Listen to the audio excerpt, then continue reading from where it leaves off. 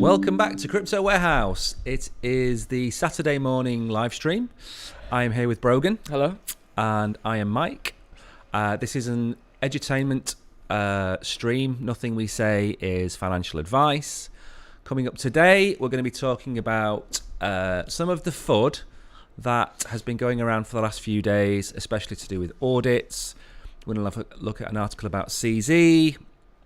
We're going to look at some stuff to do with Donald Trump and his NFT collection, which is unusual to say the least. And before we start, Brogan, did you enjoy the Christmas meal yesterday? Yes, it was nice. The atmosphere was nice, and being, having a meal together was nice. However, the meal itself just went downhill immediately from the start, which was unfortunate, but it was still very nice. It was. I have slept a very long time. Yes, same. Since we had the meal. So a big thank you to Andrea for arranging, and Zane and Tony and Brogan and everybody else for turning up. And we shall do it all again next year, hopefully. Yes. So, can you kick us off by looking at the crypto markets? Yes, I can. All right. Bitcoin. I've set it up with a filter, by the way, so now it only shows the top. I think everything over 10 billion market cap, so it cuts out all the crap coins. Oh, it could be. Oh, that's cool. So it could be disappointing. Oh, so it only shows the top 10. Yes. Right. So can you give us? I mean, it's not been a good 48 hours. Yeah, I'm looking at 7-day. Just see the drama. Dogecoin down 6% in 24 hours. Same with BNB. Bitcoin price is $16,700. Wednesday was Thursday was 17,400, wasn't it? Yes. Yikes. And we had the FOMC, which did the 0.5% interest rate, and then it's been on a slide since then. Then there was the FUD that we're going to go over shortly, and the FUD has brought us down again. Okay. So at the minute, Bitcoin, Ethereum, they're all on the precipice. Yes. And we will try and explain in plain English to everybody what's going on in the market and why people should or should not worry. Right. So, yeah, let's not focus too much on the price. There's a lot of noise around at the minute. Yeah, let's go straight to the word on the bird, I suppose. So let's have a look. I mean, there's a couple of word on the birds. Oh, yeah, I noticed it's free. There's 3. Right, okay. So, I mean, they're only quick. Yeah. Where's birds are normally quick anyway. Yeah. Unless it's Twitter files. But Well, the last one is a Twitter file. right, so it's not going to be that quick. Okay. A tweet by Mark Yusko. That's so much appeared and I couldn't read it. All we could recall that just the fines paid by banks for admitted money laundering, $350 billion, is greater than the entire market cap of Bitcoin. Also recalling that said fines are a tiny percentage of the profits made on such laundering, which are a tiny percentage of the actual money laundered. Yeah. So, for those new to crypto, what's important to realise is that crypto, on the grand scheme of things, in terms of the financial markets, is a very, very small market. It's under $1 trillion.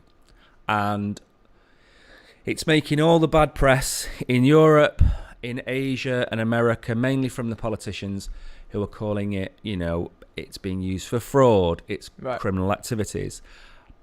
But what people fail to realise is that the banks, the people that you trust with your money, they have committed 10 or 100 times more fraud in the last 50 years than Bitcoin ever has. Yeah. So that's all that's pointing out.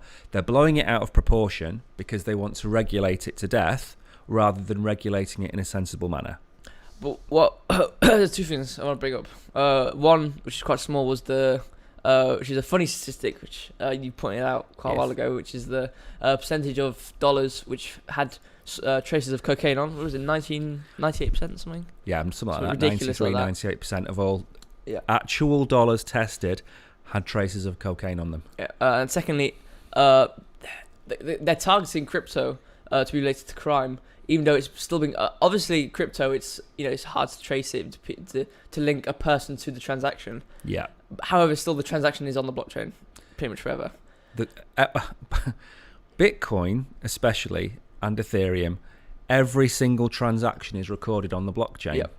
So any criminal carrying out an activity on the blockchain is doing so knowing that everybody else in the world can see every single transaction. And there's people There's a lot of people, there's even YouTubers, etc., who spend their time looking at transaction histories and big transactions and analysing them, seeing where it goes, and trying to find out who links where. Precisely. But crime's been going on forever. Like, it's not... Crypto hasn't made it, really easy to do crime. Nope.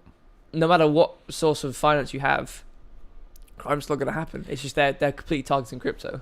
It's easier to track criminals on the blockchain than it is via CCTV and bags of... Yeah, and money codes or whatever it is, which they've used from banks. Exactly.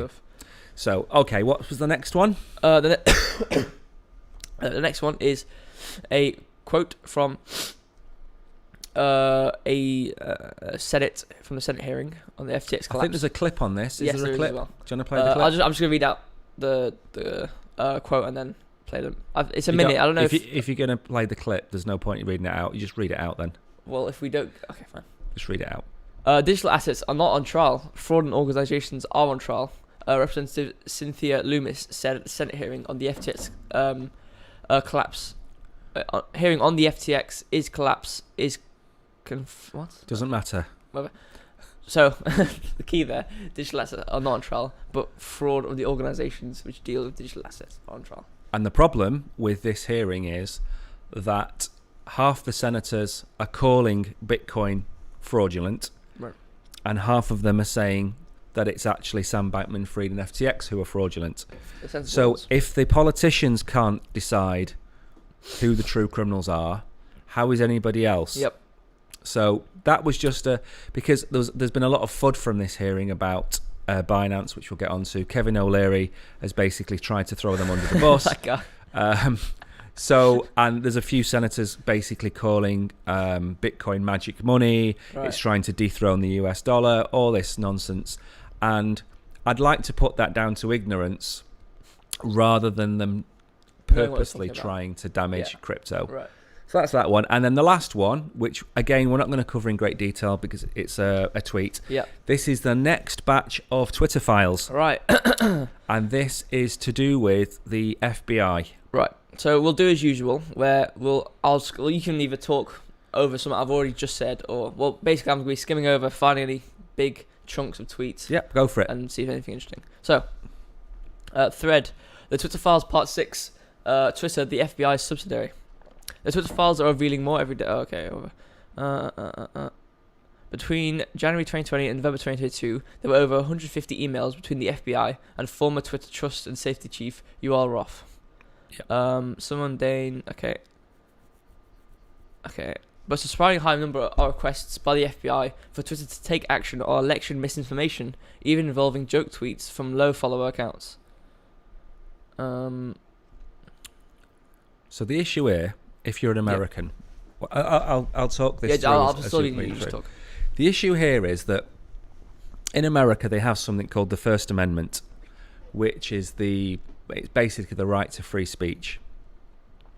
And what the FBI are doing, or have done up until now, is they have been censoring the American public on Twitter. And we're not talking about criminal activities where people are promoting hate speech or, organising things. These are people making jokes about the election and making jokes about Trump and Biden. And the FBI have asked Twitter to take them down, which is in direct contrast to the First Amendment, which is free speech. So I don't know where the FBI were going with this. Maybe it's because, as we've talked about with the previous Twitter files, there are so many examples of the Democrats, the FBI, the CIA, they've all been in touch with Twitter, and maybe it just became so easy for them to take things down that it didn't matter about the laws that were in place to protect free speech. And maybe they just thought, okay, it was really easy, if somebody's made a joke about Biden, we'll just get them to take it down because it doesn't really matter. But it does matter. The First Amendment is there for a reason. Exactly. And that's to protect your right to say what you want to say. say what you want to say. Exactly. And they've clearly contravened it. Yeah. Well, I found an example email from FBI.gov. Yeah.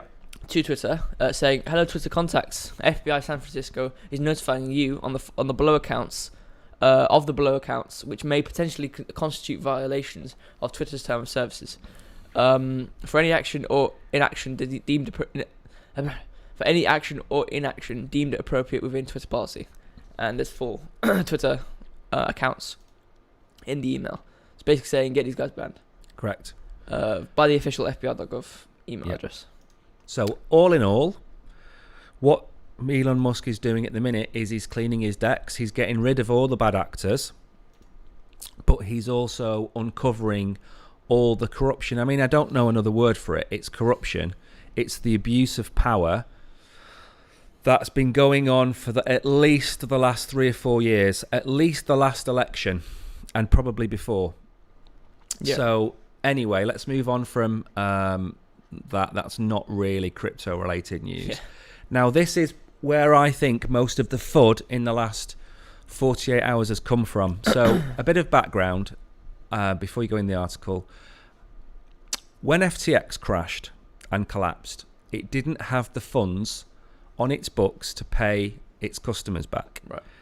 And we've called in the past, it's called fractionalized reserves. That's where you might have $1,000 of debt, but you might only have $100 on your books to pay that back. So you've got a fraction of the debt. Crypto companies, exchanges should not have a fractional reserve. It should be 1-to-1. So for every $1,000 they have on their books, they should have $1,000 real dollars to pay it back. So what happened was CZ threw all this. CZ is the CEO of Binance. Yep. He threw all this FUD out there about FTX, about Crypto.com, about these players, and Mazar are an auditing firm, which it's called POR, which is proof of reserve. Yep. So it proves how much money they have in reserve. Actually have and able to be used. Yeah. Now the irony is that the irony is quite strong irony here. that Crypto.com and KuCoin and a few others, they've published that audit on their own website. Binance didn't. So do you want to very quickly run through the article and kind of, show... Or did they, and they removed it? No, they didn't. It wasn't on their website. You'll read the article and find out. Accounting firm Mazars stops proof of reserve audits for crypto firms. Binance audit removed from the web. They've stopped doing proof of reserves for crypto exchanges. And the recently published Binance PRR has been removed. From the Mazar website. Oh, so it wasn't on there? On Correct. Binance, That's what the article explains. Right. Are you doing Morse code? Yeah, help me. That's what it is, because I have to read all this text. Because the podcast listeners are not going to have a clue what you're doing. I'm trying to find something interesting to say, but all the text is quite bunched together. So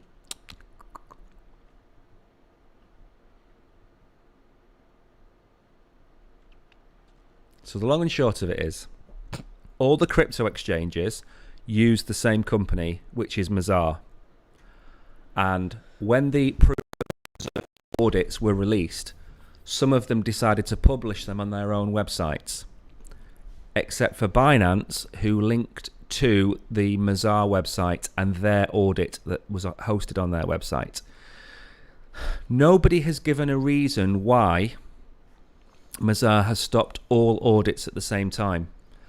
For me, either as a company they don't believe they can carry out these audits, right, or potentially they have been told to stop these audits by a third party.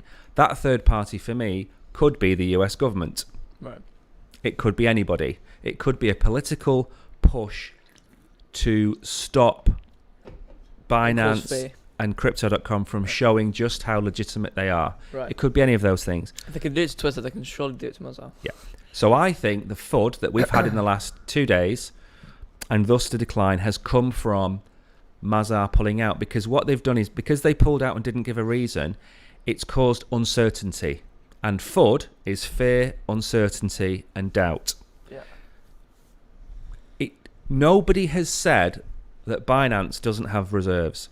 Crypto.com has proved it has 102 or 103% of client funds on books. KuCoin has been the same. So clearly, these actors are not acting in bad faith. They have the client funds on their books. Exactly. So there has to be another possibly political reason why Mazar have been told to stop this. Right. But we don't know. That's the thing. That's true. And because we don't know, there are people on Twitter who quite like to be sensationalist, who are saying that CZ doesn't have the money, Binance doesn't have the money, and they're causing all this unnecessary FUD, to push the price down so they can get it at a cheaper level. Yeah. And for all we know, the press are running it as well, the traditional media. So the next article, I think, highlights this, which is... yes. We've moved on, haven't we, from fudding FTX to fudding Binance? Yes. Binance founder CZ insists we can trust his crypto exchange, but can we? After the arrest of FTX founder Sam Bankman-Fried, some users fear that exchange behemoth Binance will be the next crypto domino to fall. Okay, so it's talking about FTX's downfall. Presses around $37 billion in spot trades in October. Wow. Like FTX though, Binance is largely unregulated, and not everyone is buying CZ's repeated assurances of proprietary. A shoddy audit of the exchange's reserves, followed by news of criminal investigations into Binance executives, alarmed users enough to catalyse record withdrawals from the platform. Just want to point one thing out in that article. Yeah. There haven't been investigations into Binance and CZ. Right. The Fed are looking into whether there is any evidence to prosecute CZ and Binance, and they're two totally different things. Right. So he is not under investigation. Binance is not under investigation. The FBI are looking at the evidence that's been sent to them by who? FTX. We don't know. Okay. So I think this is more FUD. But carry on. Right. So while they're just okay.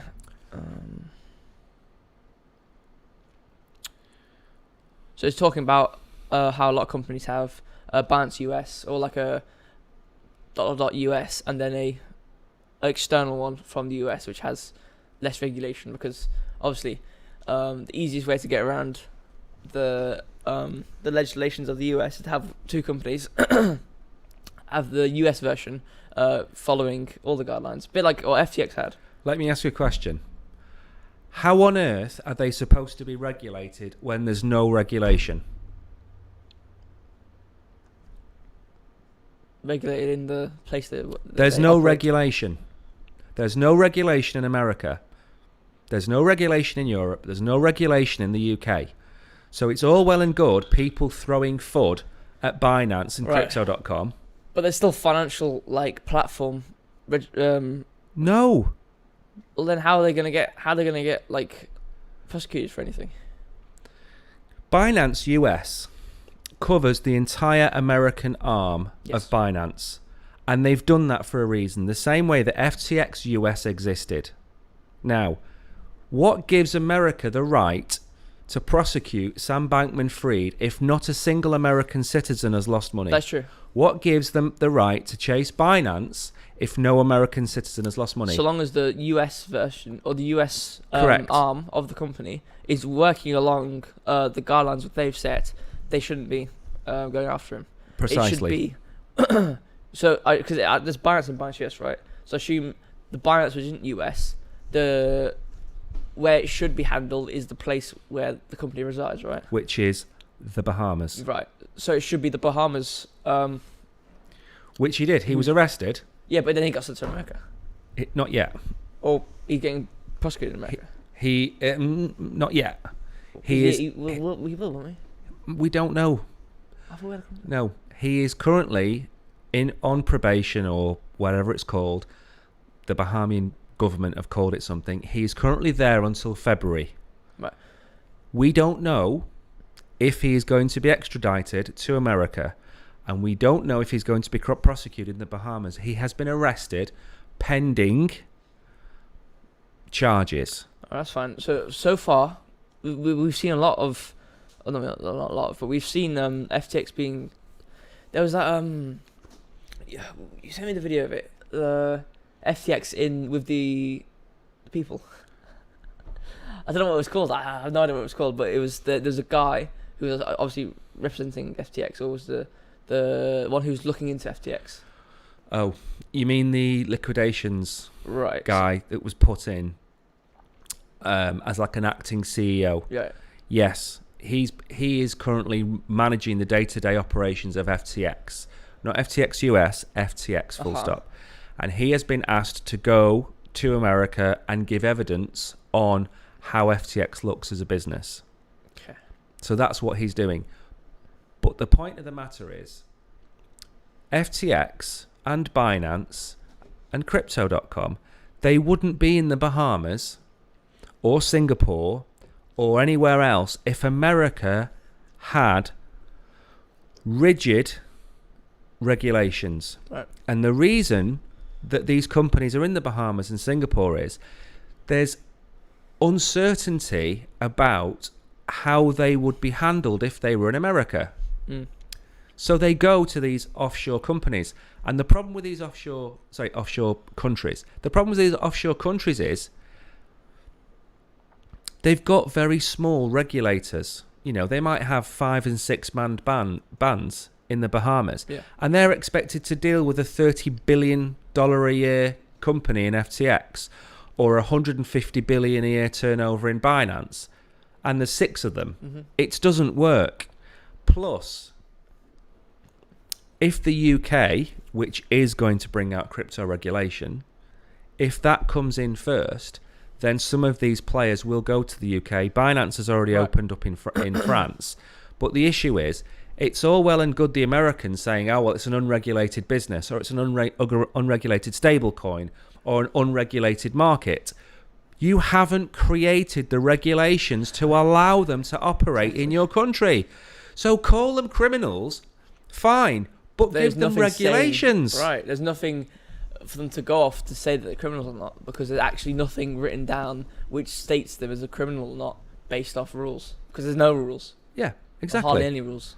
It's like somebody driving around in a car in a country where there are no laws on the road, and they pull them over and say, we're arresting you, we broke the speed limit. What speed limit? Well, the speed limit we've just made up 5 minutes ago that says you can't go more than 50 miles an hour. Yeah. So now you're a criminal, and we're going to send you to prison for 150 years. For what? So the point is, FTX US, if FTX US hasn't committed a crime and it pays back 100% of what is owed to its American citizens, why is Sam Bankman-Fried going to go to prison in America? Exactly. Much as I don't like him, much as I think he is a criminal, and he's Bernie Madoff too, right? Why is he going to go to prison in America when he's not affected American citizens? No. He should be in prison in the Bahamas. Yeah, it should be dealt with in Bahamian courts. Exactly. Or wherever the jurisdiction is there. Then there's talk about CZ, and CZ should go to America and give evidence against... Why? Why should he? His business is based in Singapore or Dubai and France. You know, he's got multiple locations. But why isn't Binance US's CEO giving evidence when that's the American company with the license? So it just seems to be, yet again, that the American government don't know their arse from their elbow, and they're just prosecuting who they want because they think they rule the world. Yep. Again. Sorry. Well, we've strayed decently far from the article. It's a humongous article, and it's basically just saying, it was comparing it to FTX with how they operate, which is slightly similar. And then one of the headers was, why should Binance be trusted? Nobody should be trusted. There are no good actors in crypto, the same way there are no good actors in the banking industry. There are no good actors in the oil industry. There are no good actors. Everybody is out for profit. The one thing they say, well, basically the summary of what they say in this section is, there's no sister firm like Alameda to which Binance would have obviously fund money. Basically what they're saying is, FTX had Alameda where they could easily put money into. Binance didn't have that, so that you should trust them, which isn't really that strong of an argument. No. You can't trust anybody. I mean, there's a difference between trust and a company carrying out illegal activities. Yeah. Do I think that Binance are currently carrying out illegal activities? No. Do I think CZ is flooding his competitors? Yes. Is that a crime? No. Right. Crypto.com, they have more licenses in more jurisdictions than anybody else in the world. Are they trying to do things by the book? Yes. Do they want to make a profit? Yes. Yeah. So there's a difference between making a profit and being a criminal. Right. And people seem to think that Elon Musk or Richard Branson or Mark Zuckerberg are good people trying to benefit mankind. At the end of the day, they all want to make money. Yeah. And that's it. That's the bottom line. Would they rather benefit mankind or make money? It's obvious what they're going to do. Yep. So CZ at this moment in time is not a bad actor, but He's just playing it the way he wants to. But playing the way he needs to make money. Yeah, he's playing it to his own benefit and that of his own company. Yep. So the next part now, this is quite important, and this is something that I wanted to bring up today, because a lot of people are panicking because we had a mini revival. We kind of got back above 20,000. We were looking like we were on our way back up. Then FTX happened. We've come crashing down again. And now we're back under 17,000. And we were above 18,000 3 days ago. So I'll let you go through this one, and then we can have a chat about it afterwards. Well, this looks like a good article because it's quite small. So I can actually say it all. Okay. Real max pain point for BTC price identified. The cryptocurrency market has been struggling with a red streak for weeks, and at the same time, its largest asset, Bitcoin, has been struck in a sideways trading pattern, and it keeps failing to hold above the psychological level of 17,000. It's saying the trading range possible for Bitcoin is $10,000 to $14,000, and it would not be the max pain for most crypto traders. But the max pain would be the price moving inside of a $500 range for months. Yeah. So a range of $500. I thought you meant going to $500. I was like, whoa. Yeah. Okay. There's a graph here, basically predicting going on after December into 2023. Basically saying it's just going to crab for a bit. Yeah, I think we've reached the bottom. Right. When I say we've reached the bottom is anywhere between 16 and 18,000. And if we're in this range for the next 2 months, that technically is the bottom. Just like to say hello to Ralph from Astrals for being here.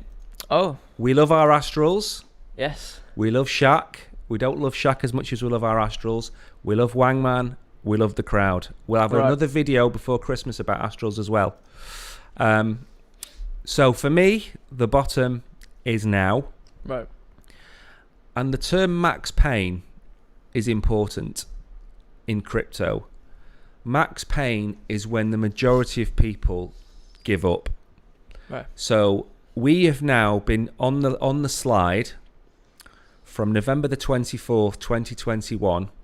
We're now December the 17th. Yep. So we are 13 months on a downward trajectory. And what's key is we are now 13 or 14 months away from the next Bitcoin halving. We should artificially bump up. Which is when it's programmed to go up in price. Yep. So we are going to have another 2 or 3 months of this. Maybe not 16,000. And then starting probably June, July next year, we will see the pre-halving rise, where we should start to climb up again. Then shortly after February, March 2024, that's when we should start to see our climb. Maybe we get to 90,000, 99,000. I can't see us staying above 100,000 the next bull run, but that all depends on whether we get the ETF, whether we get legislation, whether we get BlackRock and people putting the money in. So the max pain is very important, right? Because this is the point where everybody gives up. And when people give up, that's the time to buy. Because what happens is, once we get back to 40, 50,000, you're going to get all the retail investors piling back in. Yeah.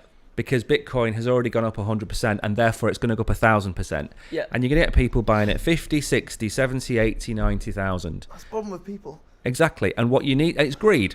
Yeah. And what you need to do is you need to be buying at 17,000 and selling at 80, 90,000 and then waiting another 3 or 4 years for the next halving. Yeah. So max pain, it's very important. I mean, it's funny that because I think I watched something where Neil deGrasse Tyson pointed out how people don't understand probability as much, and he gave the example of it's a roulette table, and some guy put a bunch of money on like 7 or something, and his reason was because 7 hadn't come up yet in 20 rolls, but the fact that probability doesn't change how many times you do it, where it's funny to relate to this because, you know, the probability of it, okay, it's gone up 100%. It doesn't mean that then the change of probability is more on the fact that it's going to go up another 100%. Everybody says the term that people use on crypto Twitter is it's different this time. No, it isn't. It's no different. If you have a coin and you flip it, heads or tails is still 50-50. Right. The second time you toss the coin, it's still 50-50. You can have 15 heads on the trot, 15 tails on the trot, but each toss of that coin is 50-50. Right. Bitcoin has a halving every 4 years. And if we go back and we look at what's happened over the last 3 or 4 years, and then we look over the last 8 years, there's a pattern. We peak, we come out of the average price, then we crash below the average price. Then there's a halving and we peak. It's a cycle. The same way there's an economic cycle, there's a stock market cycle, a housing cycle. Everything happens in cycles. It just so happens that the Bitcoin cycle is programmed to be 4 years. Right. And I can't remember if the housing cycle is 15 years, the stock market cycle is 9 years. Everyone has a different cycle. Right. Well, Raf said, I bought more, but I keep feet bag in case. Yes, I think DCAing over the next 2 to 4 months is the way forward. Right. But what I would have one minor change to the DCA. So let's say you've got $1,000 to invest over the next 3 months. You'd probably do that $80 a week. As the price goes down, I would start to slowly change my DCA. So rather than buying $85 a week, I'd buy 85, then 90. So right. You're DCAing in, dollar cost averaging in, but you're doing it. I mean, could we see $10,000? If Binance goes out of business, we could see $5,000. Yeah. So DCAing in kind of gives you insurance against the possibility of it hitting $5,000. And if Bitcoin hits $5,000, I tell you now, we are selling our house and I am buying. I am buying as many Bitcoin as I can get my hands on, because it's obviously, these exchanges going out of business, that's not core to Bitcoin. That's just an exchange that sells Bitcoin going out of business. Yeah. The Bitcoin network still remains as long as the miners still remain. Right. Okay, what are we moving on to next? Ask about Solana becoming a sidechain of Cardano. So, Charles Hodgkinson says Solana could become sidechain of Cardano. Here's why. So, just for people watching, Charles is the founder of Cardano, and he was also one of the founding members of. Is this a question for me? Yeah. We'll ask the audience. Right. What did Charles work on before Cardano? And who did he work with? Maybe that's a better question. Ralph might know the answer to that. All right, sorry, carry on. Okay. Charles Hodgkinson thinks smart contract protocol Solana could theoretically become a sidechain of the Cardano network. During an AMA session, he said what a sidechain partnership looks like on Cardano. It's quite a long quote, but I'll read it out. For 6 years now, we've been talking about this, thinking about this, pushing this forward, this concept that you have one main chain and a family of side chains, and each and every one of them does different things. Yep. And the sidechain model of Cardano is that if sidechain comes in and connects to Cardano, that sidechain is a partner of the main chain. Yep. The main chain provides security, it provides infrastructure, it provides an ecosystem, and it provides liquidity. It's listed on 200 plus exchanges, all these types of things. I think this is talking about Solana. ETH, yep. So you have all that scale, and in exchange for that, the partner chain, instead of paying its inflation to miners who are nexus within that chain, it pays the inflation, the block rewards, to the stake pool operators and the ADA holders, because Cardano is taking care of the security of the sidechain. So, yeah, I read the response to this, and people were throwing the toys out of the pram. And if you look at this in the cold light of day, this is actually a very, very clever idea. So when you have proof of stake chains, right. Solana and Cardano is one of the biggest. I think 73% of all Cardano is staked. It's a huge number. The community is massive, and they're loyal, and they see the long-term vision of Charles. The downside of Charles and Cardano is it takes an eternity for them to build anything. They put a huge upgrade live about 9 months ago. It couldn't process transactions. Then it took another 6 months to get the transactions processed. But think about this forget it's Solana. If you have a proof of stake chain that you can secure on the Cardano network, the proof of stake doesn't have to be you staking Solana. You could stake Cardano to secure the Solana network or the Ethereum network or anything, because we've talked about interoperability for months, and how we want NFTs to be available across multiple chains, whether it be on Solana or Cardano or Ethereum or Polygon. We've wanted interoperability. But if you take it a step further and to the side, what's stopping one network such as Cardano securing Solana, other than the egos of the Solana maxis or the Ethereum maxis? What's stopping one chain securing another chain? Right. No, it's a question. Oh. If you have an opinion on it. I don't know. I mean, unless it's to do with communications.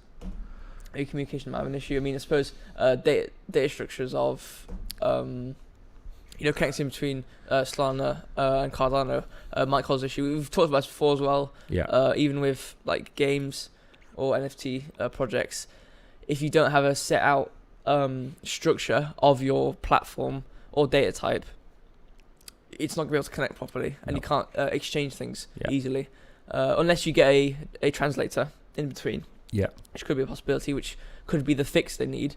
Other than that, I think that's probably a big issue. Ralph makes a good point. Right. It's Polkadot have been auctioning their side chains now for about a year. So various projects can now connect to the Polkadot network and use the Polkadot network. Right. So I think moving forward, if we take the egos of people to one side and look at this, in 10 years or 20 years' time, are we going to have 50 layer ones? No. The same as when we started with the internet. The internet started out, there were 56 companies over here and 28 companies over here, all doing different things. And through a series of mergers, acquisitions, bankruptcies, like we're seeing with FTX, what you end up with is the most profitable businesses or the most popular businesses making it through to the other end. That's probably what's going to happen with chains. It's just variation. It's like nature, gene variation, survival of the fittest. Exactly. Gene variation. Some live, some die, and the some which live pass on to the next ones. Yeah. So you'll off the bat you'll have all these companies which don't really know what they're doing. Some will die off, but the others which have a slightly bit more idea what they're doing will then carry on going and build it into a better economy of platforms. I know what you mean. Now then, something that Ralph might be interested in is Star Atlas. Star Atlas is a Solana-based project, NFT project, which is like a space game. For those people old enough to remember, it's like Elite. Right, yeah. And they had their version 1, which was pretty much, the hangar. You could go and you could walk around and look at your ships, and it's now listed on Epic Games. Epic Games, Brilliant. which is a coup. I'm going to go into some of the problems that they've had after, but do you want to play The video. maybe the first 30, 45 Right. seconds of the video? Okay.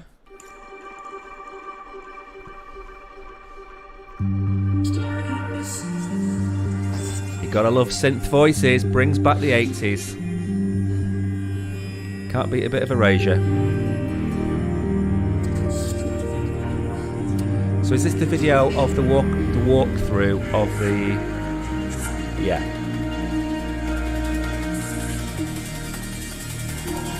Nice. Yeah, I mean, it's taken some time. Pretty cool. Yeah, there's a lot of that. Lot of things.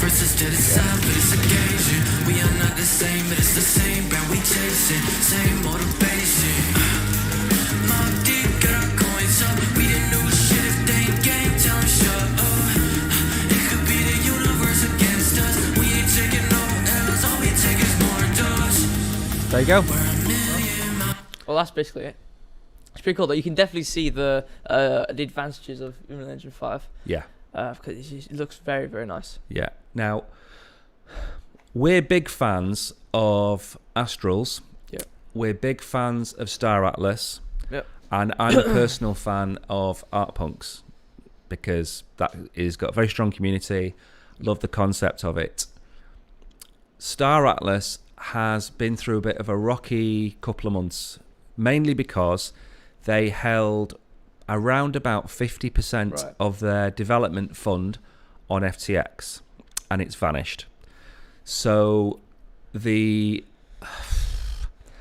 issue that I have with Star Atlas is they might have a 6-year plan, but they need to turn that into a 12-month plan. Yeah. And they need to get a game out there that people can play, and people can either earn Star Atlas or mine or whatever it might be. So they need to rejig their entire project to cope with the fact that they've just lost $15 million. Just do what Fortnite Do did, what right? Fortnite did. Build the bones of what your game is going to be. So add the wallet integration. They've already made their own SDK, which is brilliant. Yeah. It means it makes it easier for games on Solana to be made Yeah.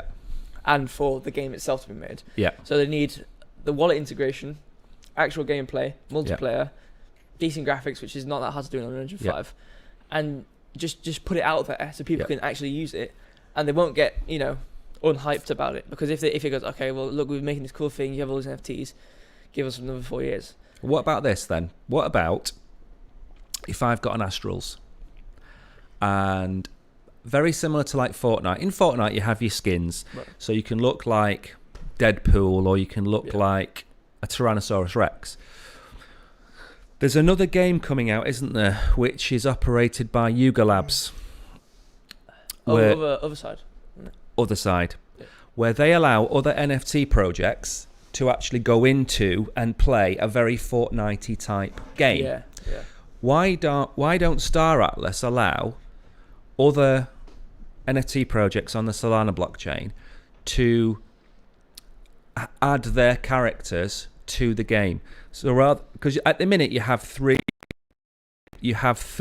factions: Oni, Ustor, Right. another one I can't remember the name of. So you've got your three factions. There's lore there, Right. but just because you've got three factions doesn't mean you can't add. There's not going to be 3 types of alien in the entire universe, No. is there? Yeah. So could they not add Right. Astrals or Digods or whatever else it might be? Why can't they add that? Because at the end of the day, it's a 3D rendered model. Astrals are a 3D rendered model. Right. Well, I'm not a profound developer of Solana NFTs. However, what I would say as a programmer is, although the operations of a smart contract on Solana and the programming itself is the same, the data structure of the data of the character, for example, is left up to the programmer. So there might be some data attributes on one NFT project which Starless NFTs don't have, So, like I said, similar to Solana and Cardano, you need a translator. Look at Sandbox. People have rendered these Star Atlas ships in Sandbox. Right. So it doesn't have to be a like for like, because obviously, like you say, there are going to be differences. Maybe there's height differences. Maybe the characters have all got to be a certain height or a certain shape. Right. So what I would do is I would map the NFTs of Astral, say, I'd map them onto the render or the unrendered model of Star Atlas. Right. It's just something of, they're building something in isolation. And like we said on in Wednesday's stream, they need to start looking at the Fortnite style seasons, which you said. I think battle passes would be a really cool addition. With battle passes, not only battle passes, maybe you can, maybe you get skins every 1 or 2 months that you have to buy with Star Atlas. So I think they've got a lot of room to bring other projects into Star Atlas. Right. Yeah. For me. I was thinking Raf saying it's the other companies that won't like it. It's war. We've talked about this a lot. Yes. The partner. Yeah, we've actually talked about this quite a bit. With pre-existing Web 2 companies as well. If they were to go into Web 3, you'd either have to have a meta company which would handle connecting all these companies, or they'd have to come together, which they won't like, because they all want their own profits. Yeah. And they wouldn't want to communicate as a huge cartel. They'd want their own little blockchain, their own little space, so they can have their own little profits. Yeah. And but it's very complicated. It'll be very complicated to join everyone together. But on different blocks, on the different companies. If Star Atlas stopped thinking of themselves as a game and started thinking of themselves as a metaverse, you wouldn't have this. That's true. This kind of ego war that you have going on. And it doesn't just have to be one project. I mean, in Astrals, for example, they're building out a brand. So the brand is going into real world. I mean, obviously, you can get T-shirts and hoodies and things. But you can see them at DJ Diesel concerts. Right. You can see them at the Miami NFT conference. So long term, you have Astrals, which is trying to build a real world brand.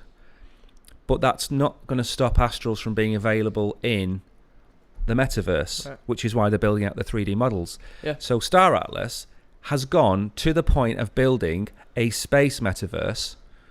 Why don't they allow other space NFT projects to come in, or not even just the space NFTs, but allow them to come? I mean, exactly. Even with a translator or whatever, it wouldn't be too hard. Because let's say you didn't use any attributes and you made your own attribute in the game. Yeah. All you need to do then is get the 3D render model and put it on a rigid body. Or and I'm certain, if you've got 3,000 Astrals holders, and you could play your Astrals in the Star Atlas metaverse, and all it's going to cost you is $15 to go and buy a decent ship. Right. You're going to go and buy a decent ship. Yeah. And then maybe you're going to pay another $5 to have an Astral skin. Or maybe you get a free Astral skin. It's cold over here. Are you getting cold? Cold air's hitting me in my t-shirts. I'll turn the aircon off. Please, thank you. I have it on because, No, when I came in, we bring the heat every episode. Yeah, it's true. So we have.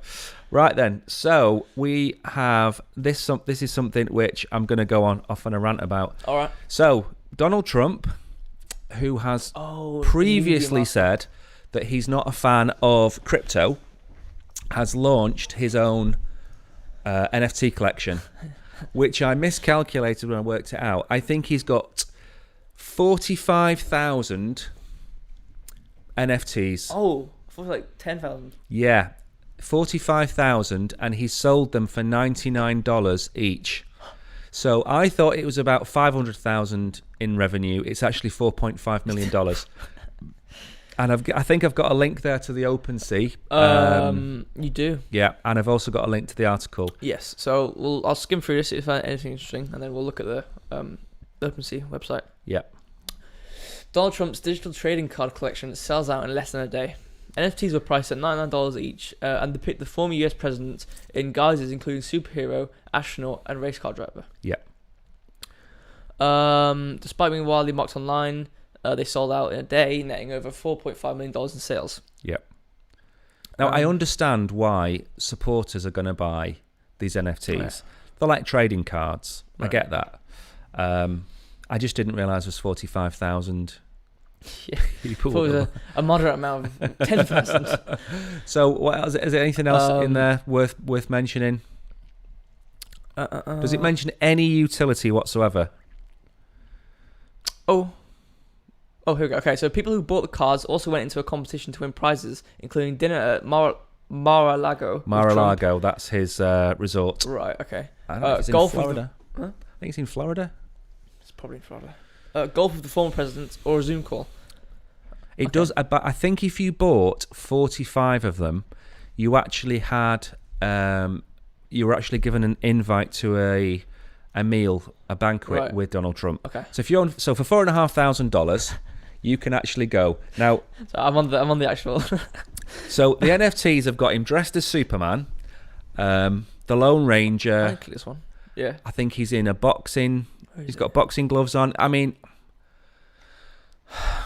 I know swear I he's saw one with him with his Santa hat on or Christmas hat on the moon, but it's just disappeared. probably. I mean, I'm not going to go into whether I'm a Trump supporter or not, but what I will say is, any NFT project that doesn't have utility, and by utility I mean it gives you access to something, the VIP lounge, or for example with Star Atlas or Astros on the Solana network, you can stake them and then Right. you get a native token which you can use to buy other things. When it's just Donald Trump's face superimposed on a character with no utility, I cannot see any reason why you would own it. One thing I've just thought about.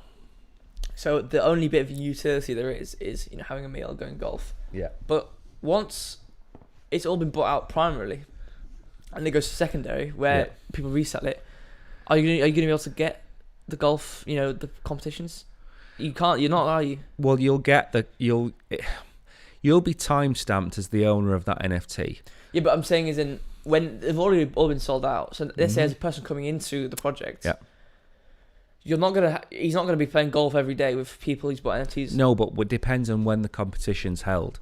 So if it's on the 1st of December and you owned it on the 1st of December and then you sold it on the 2nd of December, you're going to still be in the competition. Your wallet is still going to be in the competition. Right. And then they'll airdrop you the day with him. But my issue is, and we tell everybody that watches this, don't buy stupid, faddy NFT projects which are only out there to grab money. And it doesn't matter if it's Deadpool or Anthony Hopkins has had one recently. Yep. Donald Trump's got one. You're never going to make any money, and they're always going to go to zero, except in a very, very, very small chance. Maybe 1 in 1,000 NFT projects holds its value and actually goes up. Yep.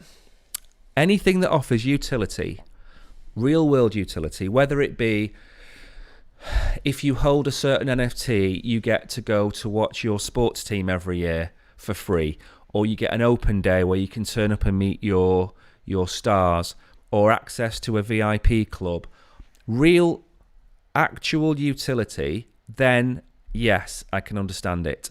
Yeah. Anything that's a stupid picture of Donald Trump is only ever going to lose you money.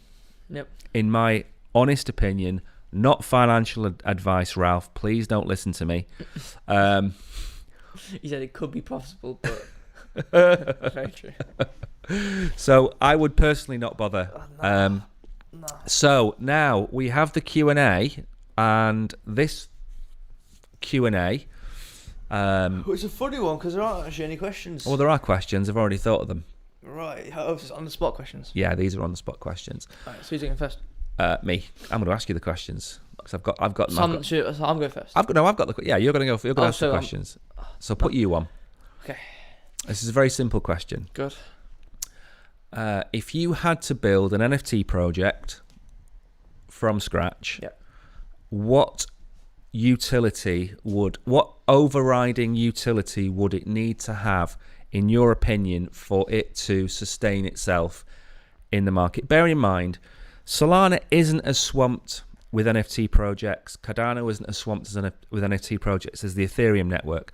The Ethereum network has gone off There's thousands of them now where you can lose your money. Yeah. So what utility would you say holds the most value? Well, it's going to be a bit of utility which boosts the demand for the NFT collection. So whether that be, being able to use this in a game, for example. Games are good. Yeah. Because then it allows you to add even more utility. Yeah. Upon just playing it. A metaverse is quite accessible. Because you could gate lock the metaverse behind your NFT, but then have partnerships which people would need to then buy your NFT to get access. exactly. To it. So like a virtual concert, you need a ticket. So your answer is sort of exclusivity. Exactly. Okay, that's a good answer. My question's nothing like your question. Right. My question is, do I see there being a future for as many layer ones as there is today? Okay. That's based off the Charles question. Yeah. And the reason I think it's important to say this is that Solana has been given a really bad rep because of the VC money, because of SBF and FTX. And if you actually look at the numbers and you compare the number of tokens owned by VCs across different chains, Solana is no different to anybody else. Right. And I think it's been overly criticized. If you look at the communities of the different, if we take NFTs for example, if you look at the communities on the different chains, Solana is second, if not first, in terms of actual usage by its by the holders. Right. Yeah. So if you look at NFT purchases, wallet addresses being used, the activity on the Solana network is right up there. Yeah, we saw a graph quite a while ago, I think. And we did. The bars of, in terms of, active wallets and active, what's it called? Transactions was really close to all the other big ones like Ethereum, for example. Yeah. So, yeah, I just want to put that out, yeah. No, it's true. So do I see a future with so many layer ones? No, but I think I think people are picking the wrong horses to die. Right. And I think you need to look at the layer ones that have got the activity. So, for example, Polygon, which is, I know it's a layer 2, the Polygon ecosystem is growing rapidly because of the Disney deals, the Starbucks deals. Reddit, Meta. Yeah. Solana probably needs to come out of beta, because bear in mind it's not live, it's still in beta. It needs to come out of beta, it needs to be stable, and it needs to steal the Polygon business model and start to bring in partnerships. Right. And I think longer term, I can see Solana outlasting quite a few other layer ones. Yeah. I'm not saying it's ever going to be as big as Ethereum or Polygon, but it's going to be up. It's going to be a top 5, top 6 layer 1 project in the next 4 or 5 years. So my answer to that is no, but Solana isn't going to die. I think about Fortnite's still in early access. So Sorry? Fortnite's still in early access. So Yeah, exactly. Yeah, it doesn't matter if it's in beta or not. Exactly. Well, we've managed to do our hour. Yeah. And we haven't killed the audience yet.